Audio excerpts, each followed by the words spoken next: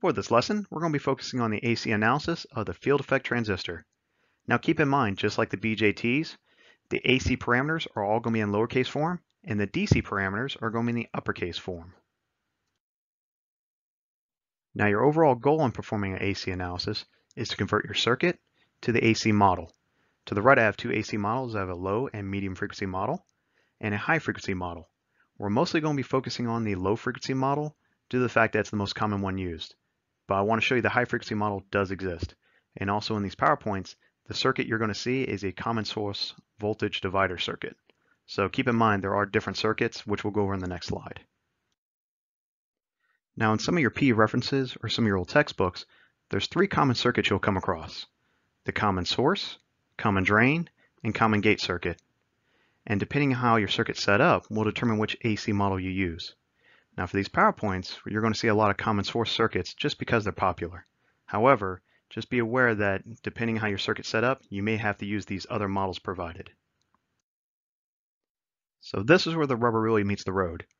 Now we talked about the overall goal of actually acquiring the AC model. Now we need to determine how we get there. First, we need to complete the DC analysis. This is where you obtain the DC parameters.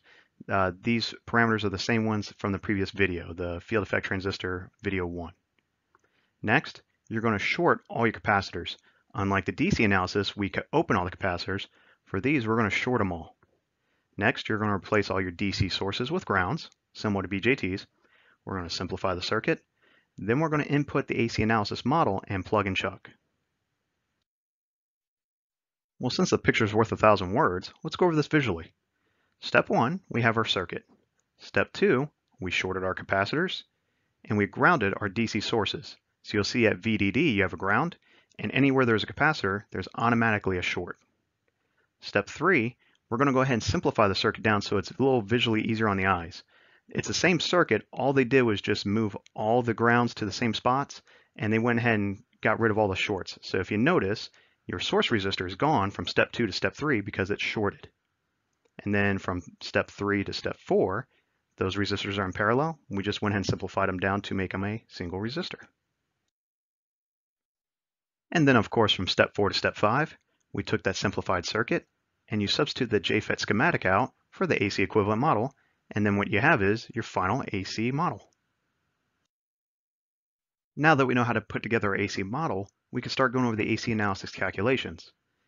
Now, with knowing these calculations is knowing one of the most important parameters, which is transconductance. Transconductance is calculated by using the partial differential of the drain current divided by the gate source voltage. In a sense, it's the slope of the drain current and gate source voltage at a bias point or a Q point. So if you see in red there, G of M is your transconductance. That's your slope. Now something else I want to bring up, at the equations at the bottom, I have lowercase v and then GS. That's your gate source voltage. Now, what that is, that's your AC and DC parameters added together. So I have that equal to a DC gate source voltage and an AC gate source voltage. Same thing with your drain current. It's a lowercase I with an uppercase D. That means both your AC and DC analysis is added together. And of course, we have the rest of the parameters with their associated equations. Now, something I just wanted to show you on the circuits to the left, I have a T model and a hybrid model. These are the two models that you can actually use for your AC analysis. The T model is a little more rare, but it does exist. And also, it'll show you an internal resistance, R sub S. You won't really see that as much, but it does exist. The model you're going to see a lot more of, and that's most common in your textbooks, is your hybrid pi model. And that's what we'll be using in some of our examples. Also, for R sub O, you may see a lambda symbol when calculating that particular resistance. And it's also known as your channel length modulation parameter. Some textbooks have it, some don't, but I just wanted to show it to you here just so you know where it exists. Now, just like BJTs, field effect transistors also have a two-port model, but it's not a hybrid model, it's more of a wide parameter model. Now, the good thing behind that is when you're performing a low frequency analysis, a majority of those parameters are going to be close to zero or pretty much zero, which makes it very easy on you. The only thing that's going to be same on both high frequency and low frequency end is your forward transconductance. Now, if you're performing a high frequency two-port analysis, that's where you have to come up with these capacitors. Capacitance for gate source, gate drain, and so on and so forth. Now, most of those can be found by looking at the data sheet under Dynamic Characteristics section. Now, I left this last slide to go over a few key points. One, if you don't have any early voltage, lambda or R sub O given in one of your problems, you can pretty much negate R sub O as an output influence. And this is usually due because it has very high resistance. And since it has high resistance, a majority of references might actually remove it in some of your equations. Hence why you'll see your output resistance being your drain resistor and parallel with your load resistor. Also, common source amplifiers their output is 180 degrees out of phase. Hence, when you see negative gains, that's why, because it's 180 degrees out of phase. Also, you have an internal resistance, R sub S, and it's not typically given or measured. However, it does exist. So some of your equations or some of your problems could have it, but it's likely it does not. Also, textbooks and references may have mismatching lettering or symbols. Most of the symbols or letters used in these equations are common among most of my books. However, some textbooks may use different lettering, so just be aware of that. For our first example here, we have a nice MOSFET and a common source circuit. Now for this one, we want to determine the transconductance, the voltage gain, and the drain source voltage, which is also known as your V of out. So we're going to follow the steps from the PowerPoint. First step is obtain our DC parameters, which they're already given right here. So that's already a good step. Next, we're going to short our capacitors, which since there are none, that we can already consider that step done. Then we're going to ground our DC source. So this guy right here, we're going to convert to ground. So what I'm going to do is I'm going to erase him and go ahead and put a ground where he's at, like so.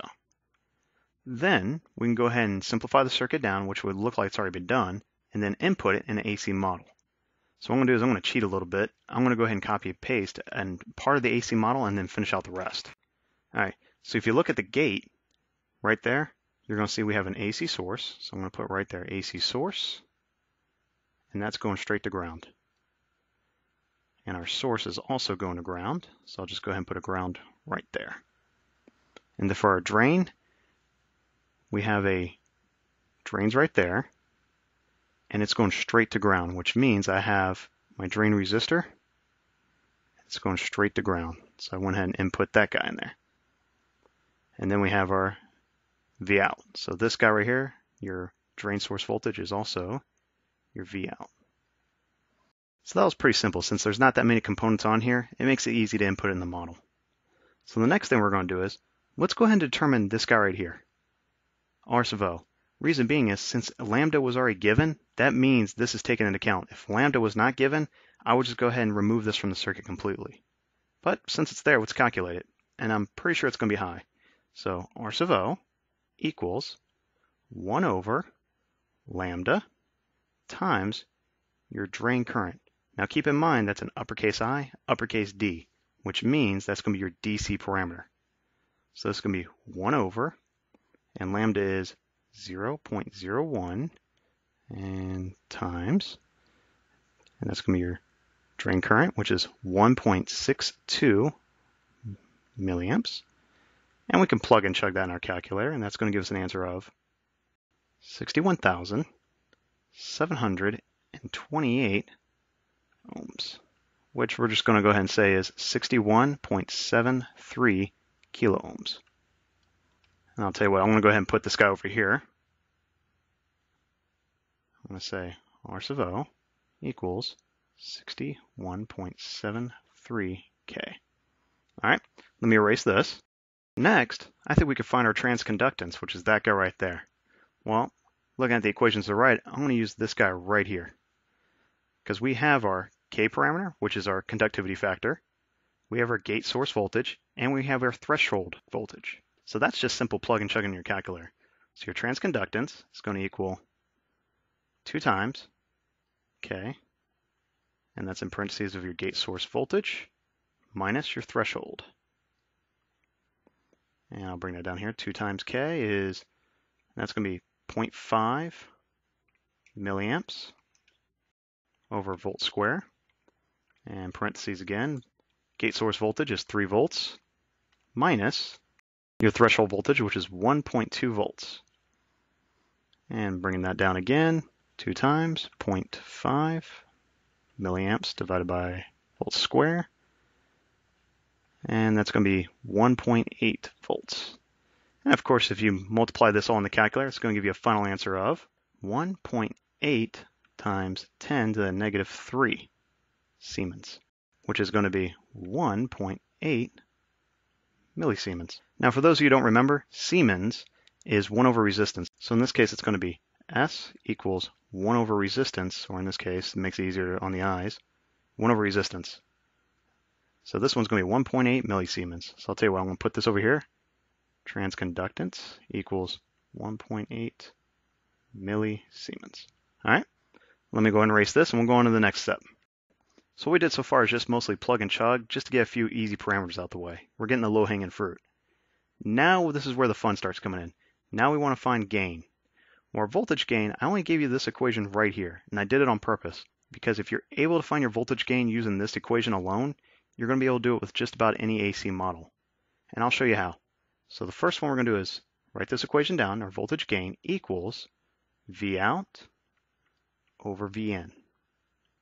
Now, V out is going to be, if you put a meter between this guy right here and this guy right here. So if you put a meter right here, that's what you want to determine.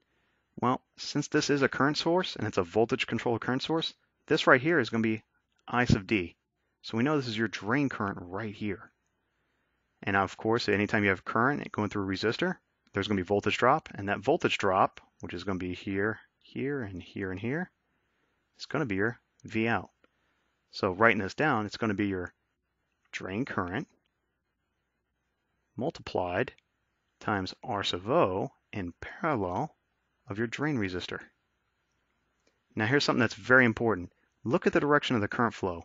It's going downward and then up through the negative sign of your V out, which means you have a negative current flow. So that's the trick area you got to be aware of, is always keep in mind your current direction. And we'll go ahead and finish this out. Your Vn over, your Vn is going to be the same as your gate source voltage. So if you have that right there, that's going to be your V of n. So which means I'm going to put this guy right down here. And I'll put an equal sign here. We'll see if we can make some room. Well, here's the thing. We don't have this current. However, we do know it's transconductance times your gate source voltage. So I'm going to put that right there. So your transconductance, which we do have, is multiplied times your gate source voltage. And then it's going to be multiplied times your R sub O in parallel with your drain resistance. And apologize for the handwriting. That's R of D. And that's over gate source voltage. I'm going to bring this down here. That way I don't run into all my equations. So your gain equals transconductance times gate source voltage and parallel with your output resistance over gate source voltage. Now using simple algebra, these two cancel out, which means your final equation for your gain is going to be transconductance times R sub O and parallel with drain resistance. And of course, don't forget your negative signs, because I already did apparently. So make sure you bring your negative signs over when you do these equations. Now that we have our final equation, just by doing a circuit analysis, you can plug your parameters in there and get your gain. So now your gain equals negative transconductance, which is 1.8 millisiemen. Make sure you have your negative, multiplied. And this is R sub O, which is 61.73 kilo ohms, in parallel with your R sub D, which is 2 kilo ohms. And if you plug and chug that in your calculator, it's going to give you a final answer of -3. I'll just say that's 0.49. So that right there is going to be our gain. I'll tell you what, I'll put it over here so that we have it for records. Let me erase this and we'll see if we can find this final answer right here, our drain source voltage. So our drain source voltage, which is a little v, capital D, capital S, equals, now we looked in the PowerPoint, it's going to be your DC parameter plus your AC parameter, which means it's going to be, let's see if I can write it correctly, equals capital V delta Sierra plus, and this is going to be your AC version, which is lowercase Victor Delta Sierra. All right. Well, we already have our DC parameter. So this guy right here equals, and our DC parameter is right there. It's going to be 1.76 volts. And that's going to be plus. Now, right now, to find this guy, that's our V out. That's this guy right here. Well, to find that, we went through and found our voltage gain, which is AV equals V out over Vn. Well, we want to input V out right there. So all you have to do is multiply that guy over there, and that basically means your gain times your Vn equals V out. So which means our gain, which is AV, multiplied times Vn, which is this guy right here. And since it was already given, we know Vn equals 0.5 sine. And that's going to be multiplied towards that gain we just found, which is a negative 3.49. And that's in parentheses, plus 1.76. And of course, if you plug and chug those two in your calculator, it's going to be the answer of 1.76 minus 1.745. That's going to be sine. And that right there is going to be that final answer. Now keep in mind, it's a negative for a reason. Anytime you have a negative gain, that means your sine wave is doing this. This is your input. And that means your output's doing this. You actually change the phase by 180 degrees. That's why it's negative. So instead of starting high, you're starting low. And it's actually got a gain, so that means it's going to be a bigger sine wave. So right there, we found our final answers for this equation. Let's go on to another example. For our next example here, we have a common drain circuit with a JFET. It has a few more components in there, nothing much. And this one, we want to determine just the voltage gain. We don't want to go through and do a full analysis. We just want to find that guy right there. Well, since that's the case, I'm going to skip one step in our process. Step 1 says to obtain our DC parameters. Well, I can do it just by using a little bit of algebra for this equation right here, which we'll go through in a minute. But let's go ahead and skip step 1. Step 2, let's go ahead and short all of our capacitors. So right now I'm going to put a short between here to here, short this capacitor. So we're going to go ahead and take it out of the equation. And I'm going to put a short from here to here. That's quite opposite than the DC analysis. DC analysis, we made those opens. For this one, we want shorts. Step 3, we want to go ahead and ground our voltage source. So I'm going to go ahead and erase this and put a ground there. All right? So now I just implemented a ground there. Now with a ground there, we could start inputting this in our AC model. Now I went ahead and copied part of the AC model from the PowerPoint just to make it easy on me. Let me go ahead and input it in there. So we'll start with this resistor right here. From your gate, which is right here, to ground, we have R1. So the gate to ground is R1. And in case you didn't notice, since that's the drain right there, that's going straight to ground, which means this guy is going straight to ground. Okay? R2, gate to ground. So I'm going to say gate to ground. That's R2. Now I have these two resistors, and they're going from source to ground, which means I have my source right here, and they're going to ground. Now, since I don't have R sub O or lambda or early voltage, this guy's not even here. What I'm going to do is just save space. I'm going to erase that R sub O and change it to R sub S just to make it easy on me. Now I can make that R sub S. And also, I have my R sub L, my load resistor, also in parallel at my source to ground. So that means I have another guy going from here to there. And that's my load resistor from source to ground. So that's how you do it step by step as far as taking your resistance and putting it in your model. Now we need to start working this guy down. So to find our gain, it's AV equals your voltage out by your voltage in. That will never change. It's always going to be like that. So which means, and we'll start with our voltage out. Your voltage out has a current source going this direction, your drain current, and we want to, if we put a meter between this point, that's your V out. And right now, same as the last problem, looks like you got current going through two resistors, your source resistor and your load resistor. So which means I sub D times your source resistor in parallel with your load resistor. And that's going to be over. Now here's where it gets interesting. Your input, which is Vn, which is between this point and this point, your gate and your ground, gate and ground, is going to be, if you put a meter between this point and this point. Well, if you did that, it's going from your gate, which is your gate source voltage, and then it's going between this point and this point, which in this case is going to be your V out.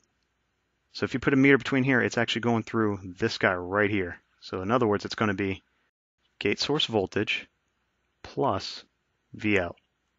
And it's plus V out because if you look at the polarity direction, plus minus. You have to visualize how the circuit's going to react based on where you put a meter at. So always remember where your gate source voltage is, and that way that will tell you how you're going to read it on a meter. So let's simplify this down a little bit more. So you have your gain equals, now we don't have our drain current, so which means, same as earlier, it's going to be your transconductance times your gate source voltage. So it's going to be transconductance multiplied times VGS, and that's going to be multiplied times your source resistance in parallel with your load resistance. And that's over, and that's going to be your gate source voltage plus V out. Now V out we already determined is this guy right here, so which means you can actually copy and paste that right there. So I'm going to go ahead and bring that down. Let's go ahead and do that. Let's go ahead and say our voltage gain equals transconductance multiplied times your gate source voltage multiplied times source resistance, load resistance, over. And I'll go ahead and say your gate source voltage plus, and I'll go ahead and put this guy down here, which is transconductance times gate source voltage times source resistance, load resistance. Long equation. All right, so what I'm going to do is I'm going to clean this up. I'll try to move that up a little bit and see if we can simplify this down a little bit more. Now we can go ahead and kind of actually simplify this down. Well, the first thing I want to do is, just like the last problem, let me see if I can get rid of this gate source voltage, which means your voltage gain equals, and I'm going to leave the top one alone for now. Leave your V out alone. And that's going to be source resistance, load resistance. I'll tell you what, let's bring this guy out. Let's say gate source voltage times 1, because what I'm doing is if I divide all this by gate source voltage, it's going to be gate source voltage divided by gate source voltage gives you 1 plus transconductance. And again, I'm bringing this out, so it's going to be divided by gate source voltage, which is times 1. So I'll tell you what, times 1, that you can see what I'm doing. And that's going to be multiplied times source resistance in parallel with load resistance. Which means by simply using simple algebra, I can cross those two out.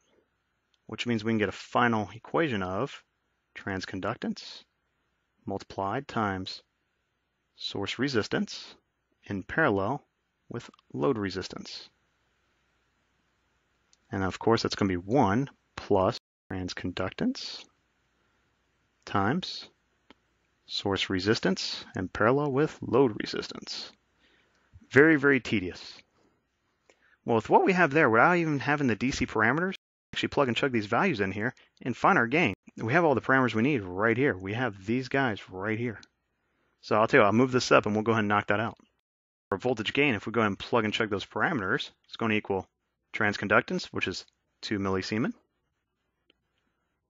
times source resistance, which is 1 kilo, and parallel with 10 kilo. I'll see if I can make my handwriting clean as I possibly can. Plus 2 millisiemens. And same thing, times 1K and parallel with 10K. My ones look like parallel signs, don't they? Alright. And which is going to come out to be 1.818 divided by 2.818. Just went ahead and rounded. And that's going to give us a final gain of 0.645.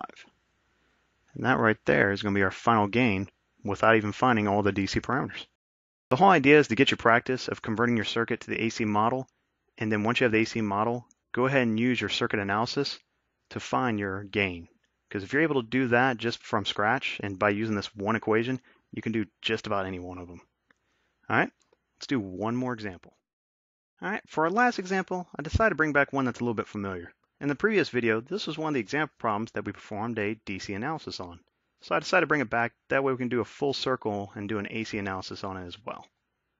All right, so for this one, we just want to find the voltage gain, which is actually pretty good. It's a good thing to look for, because once you find the gain, you can pretty much find everything else. So if you follow the steps, the first thing we want to do is obtain the DC parameters. Well, we already did that in the previous video. That's these guys. Next, we want to go ahead and short the capacitors. So what I'm going to do is I'm going to put a short between each one of these guys. Basically takes them out of the equation completely. I want to go ahead and ground my DC source. So I want to go ahead and erase this and put a ground. And let's see if I can draw a halfway decent ground. Close enough. All right. Then we can actually start bringing this into our AC model. Go ahead and paste one in here. That way it's a little bit cleaner.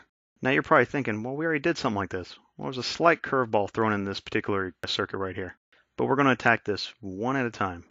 So let's go ahead and see if we could put these resistors, these input resistors, right in this model. So looking at the gate, which is right here, to ground.